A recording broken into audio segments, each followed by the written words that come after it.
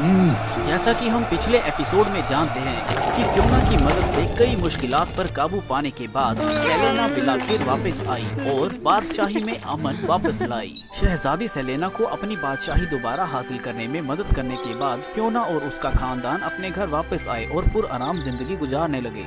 वो फूल उगाते और उनका लुफ्त लेते और उनके घर के बाहर तरह तरह के फूल थे। सेलेना और उसके शोहर अक्सर फियोना से मिलने जाते थे। उन्होंने उस घर का नाम दोस्ती रखा। मामलात इस तरह चलते रहे कि एक अरसे तक सेलेना ने रोजर के साथ साथ दूसरों की खुशी के लिए एक खूबसूरत शहजादे को जन्म दिया। लेकिन ये खुशी ज्यादा देर कायम न रही। नन्हा शहजादा एक अजीब बीमारी के साथ पैदा हुआ था।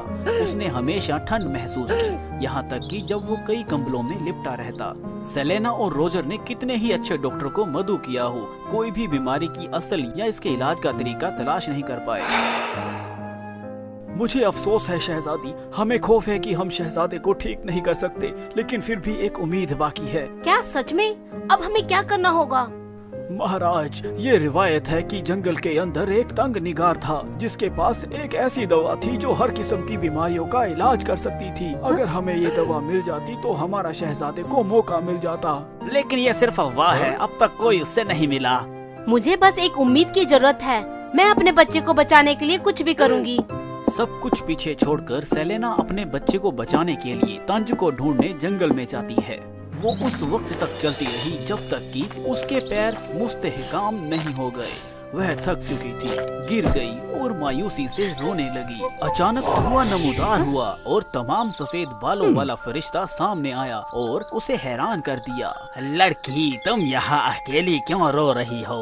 मेरा अभी अभी एक बच्चा हुआ है, लेकिन वो अजीब बीमारी के साथ पैदा हुआ है। वो हमेशा बीमार रहता है। सभी बेहतरीन शाही डॉक्टरों ने कोई इलाज नहीं निकाला। मैंने सुना है कि कोई है जो मेरे बेटे को बचा सकता है, इसलिए मैं उससे मदद मांगने के लिए ढूंढ रही हूँ। मैं तंज हूँ, लेकिन पहले तुम थक चुकी हो। तुम्हें पहले सेहतयाबू होने की जरूरत है।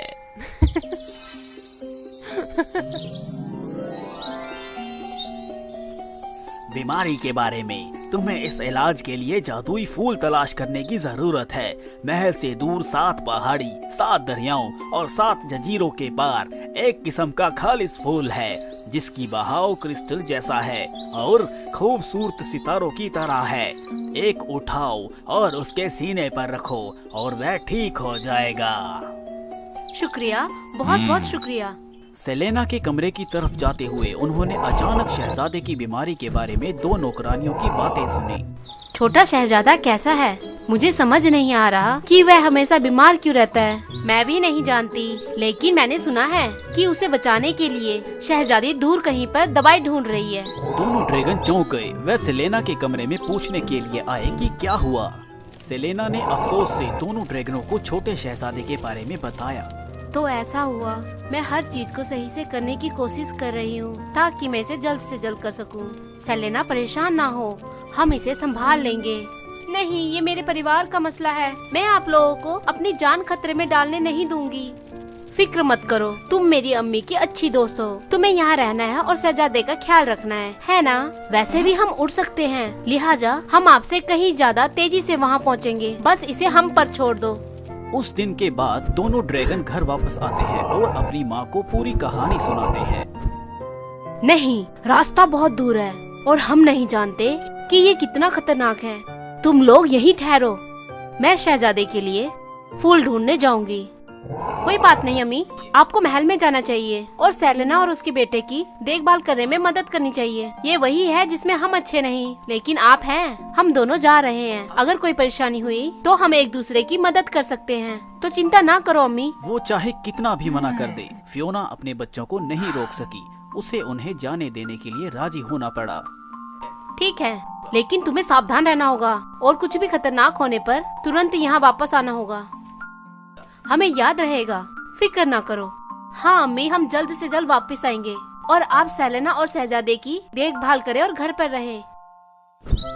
अगले दिन दोनों ड्रैगन ने अपनी माँ को अलविदा कहा और जादुई फूल की तलाश में निकल गए और फियोना शहजादे की देखभाल में मदद करने के लिए महल में चली गई। सेलेना, शहजादा कैसा है? वैसा ही है, कुछ बदला नहीं। मैंने नौकरों को हुक्म दिया है कि शहजादे को गर्म रखने के लिए कुछ लकड़ियाँ आग में डाल दे, पर इनसे भी बात नहीं बन रही। मैं वाकई में नहीं जानती अब क्या करूँ। मुझे देखने दो।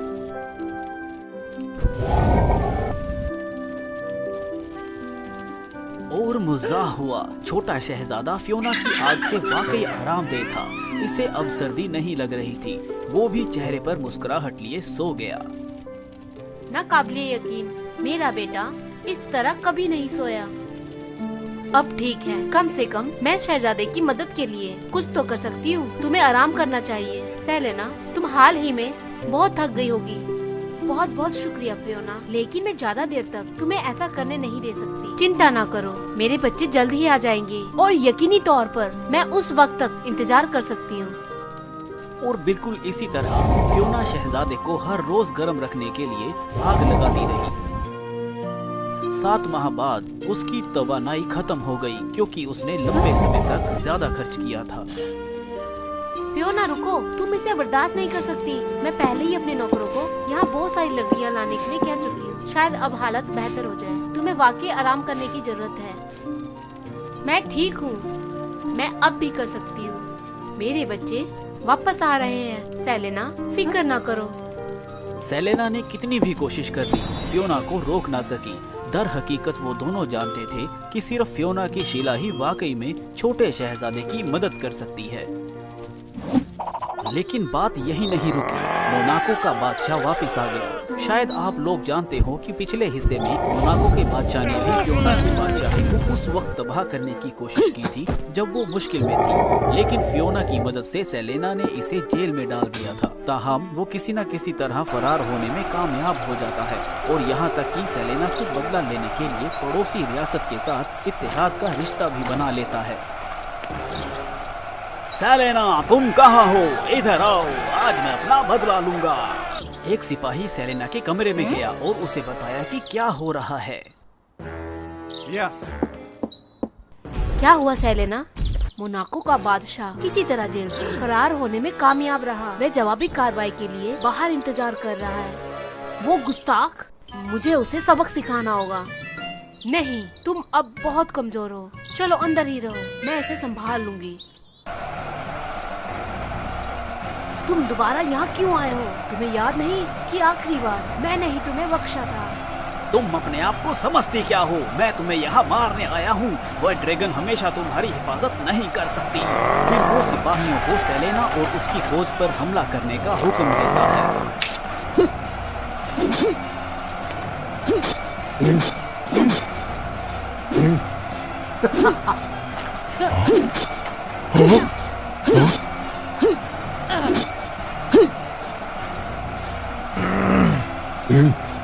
शदीद मुखालिफ्त के बावजूद सेलेना और उसकी फौज उस इत्तेहाद का मुकाबला नहीं कर सकती थी। एक दहाड़ गूंजी।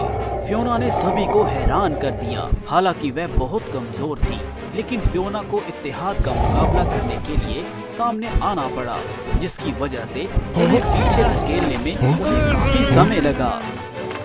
ठीक है सेलेना, तुम उस ड्रैगन पर हमेशा भरोसा नहीं कर सकती। पीछे हटो सिपाहियों। आखिरकार कुछ वक्त बाद उस फौज को अपने सिपाहियों की हिफाजत के लिए पीछे हटना पड़ा। जब वह वापस आई तो फियोना थक चुकी थी। उसकी आग छोटी और कमजोर हो गई थी। एक दिन तक वह अब आग में सांस नहीं ले सकती थी। पूरी तरह से थककर ड्रैगन मां लेट गई।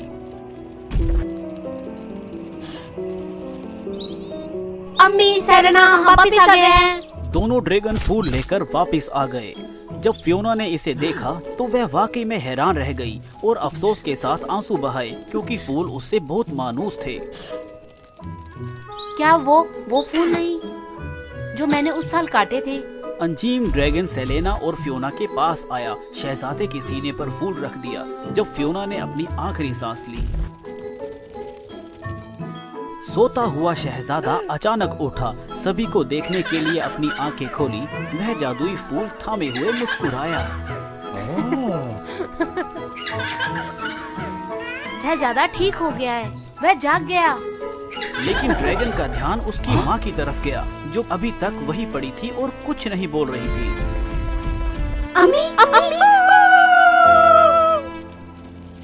शहजादी सेलेना ने शहजादा अपने शोहर को दे दिया। वो ड्रैगन माँ के पास आई और उसकी बड़ी गर्दन से गले लगकर रोने लगी। मुझे छोड़कर मत जाओ फियोना। तुमने मेरी बेटे की जान बचाने के लिए सब कुछ किया और मुझे तुम्हारे बदले मरने दो। मेरी अच्छी दोस्त, मुझे छोड़कर मत जाओ। फौरन शहजादे के हाथ के फूल ने पूरे महल को जगमगा दिया। उस दिन की फूलों की रूह आगोश में दोबारा नामोदर हुई। हैरत अंगेज तौर पर फियोना दोबारा सामने आई, अपनी आंखें खोली और इर्द गिर्द देखा। क्या हुआ? क्या मैं नहीं मरी? और तुम हो? हाँ, ये मैं हूँ फियोना, जिसने आपको एक ड्रैगन बनाया था।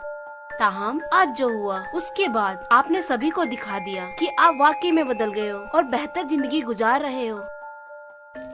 आपने दूसरों का भी ख्याल रखा और दोस्ती के खातिर कुर्बानी दी। अब खुद को ताजीह नहीं देते। अब वो श्राप पूरी तरह से मिट गया है। तुम तीनों फिर से इंसान बन जाओगे।